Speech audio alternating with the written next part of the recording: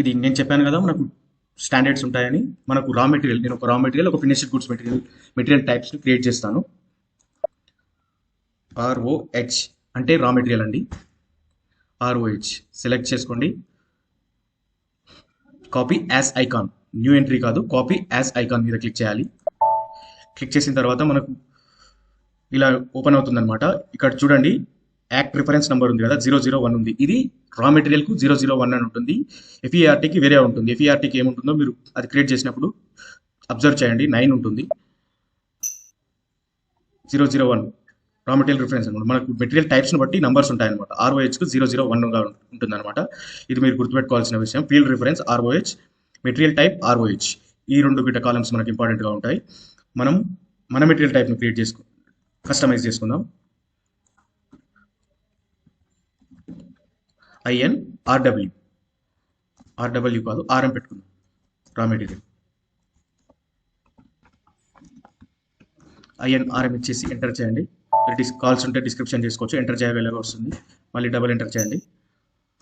Number of dependent entry copied from 537 back end documents ఏవైతే ROHలో ఉన్నాయో అవి INRMకు కాపీ అయ్యాయి. ఓకే చేయండి, సేవ్ చేయండి. ఒకసారి పొజిషన్స్ మీద క్లిక్ చేసి మన మెటీరియల్ క్రియేట్ అయిందా లేదా చూసుకుందాం. INRM క్రియేట్ అయిపోయింది మన మెటీరియల్. అలాగే సేమ్ FG మెటీరియల్ కూడా ఒకటి క్రియేట్ చేద్దాం. FG మెటీరియల్కు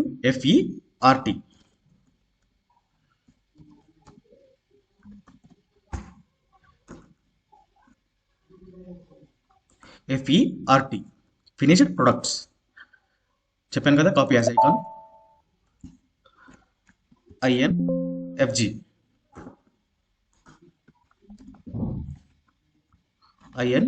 ఫినిష్డ్ ప్రొడక్ట్స్ 9 ఉంది చూడండి. సేవ్, ఎంటర్, మళ్ళీ ఎంటర్. 537 డాక్యుమెంట్స్ కాపీ అయ్యాయి. సేవ్, డాక్యుమెంట్ సేవ్ అయిపోయింది.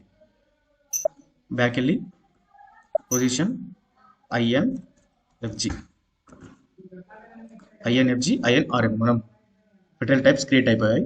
వీటికి ఇప్పుడు యాజ్ ఏ కన్సల్టెంట్గా మెటీరియల్ టైప్ క్రియేట్ చేశారు మీరు. మెటీరియల్ టైప్ క్రియేట్ చేసిన తర్వాత మెటీరియల్కి number ranges and field selections assign చేయాల్సి ఉంటుంది. క్రియేట్ చేసి అసైన్ చేయాల్సి ఉంటుంది మెటీరియల్ టైప్కి.